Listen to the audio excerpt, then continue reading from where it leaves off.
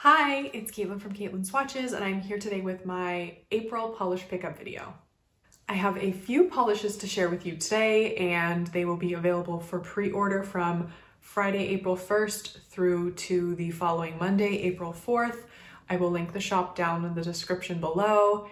And I guess, do I have anything to say? Oh yes, I do. I'm gonna show you the painting that's on the wall behind me because a few of you asked to see it, and my incredibly talented, beautiful, smart, and caring sister actually created it. She's an amazing artist. She doesn't sell her work, but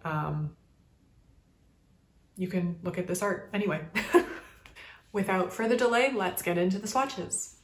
I've neglected to mention that the theme for April is the periodic table of elements.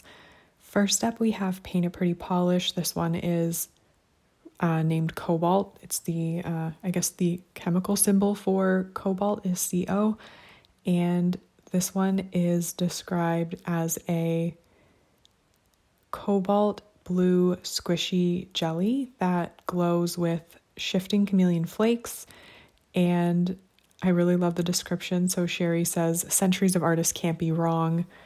This nail polish will make your mani look like it belongs in a Renaissance painting, which is a really cute I guess art history pun or reference or joke. But anyway, it's beautiful. I love it. If this is what the blue period looked like, then I'm here for it.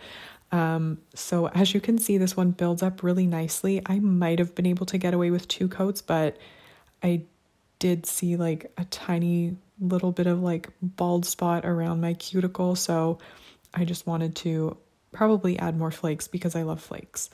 So here it is in 3 coats. As you can see, there are a ton of those beautiful shifty flakes. They shift through so many different colors, and it's just quite beautiful. So this one had an excellent formula. As you can see, it might take a little bit of extra scrubbing than a cream to remove the flakes, but nothing overly difficult. And this is it with a glossy top coat. In my video, I'm using the Cuticula Limitless top coat. And here you can see how gorgeous and shifty those flakes are. I love when they're like that electric lime green. It's just beautiful. And I wanted to show this one with a matte top coat just because I knew that these flakes would look incredible mattified.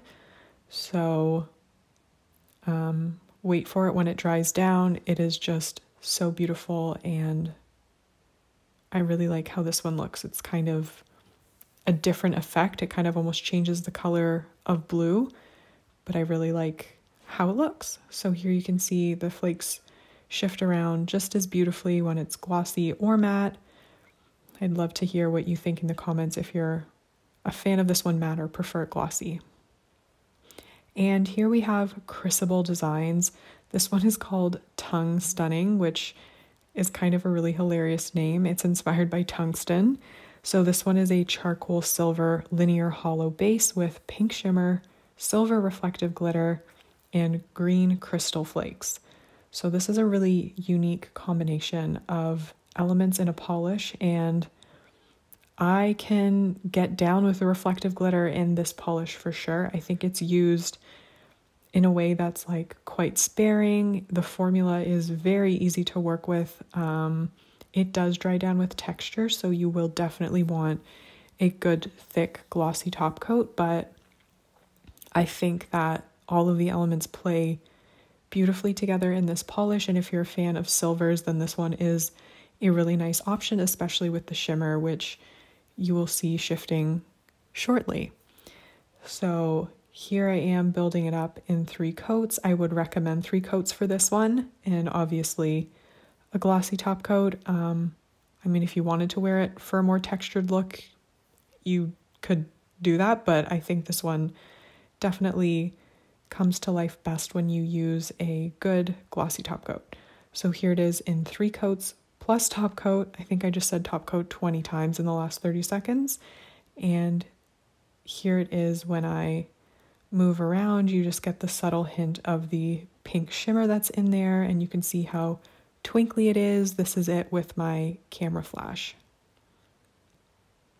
And now we have a really beautiful green from my indie polish. This one is described as a spring green that's filled with purple micro shreds, tiny glints of blue and sparkle throughout.